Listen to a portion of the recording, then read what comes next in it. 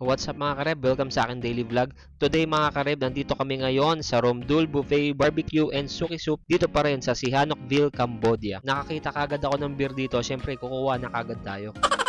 Ito pala yung itsura ng loob nila mga kareb. Syempre, nakapagpa-reserve na tayo kaya may pwesto na tayo dito. Rumekta na ako dito mga kareb sa kuhaan ng pagkain. Ito, puro pang shabu-shabu muna. Ayan o mga kareb, umuusok-usok pa.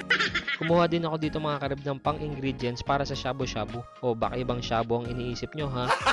Kumuha din ako dito ng pang-sangyup. O diba para nasa Pinas lang. Ito naman yung mga sauces nila mga karib. Ito naman yung mga seafood sila mga karib. O diba mga kailang kayang balik ako nito.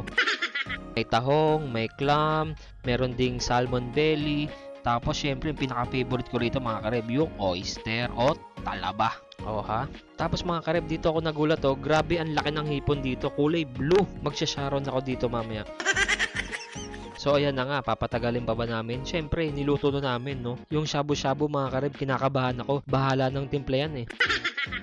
Yung talaba at yung malaking hipon mga karib, solid sa sarap. O siya mga karib, kakain na muna kami.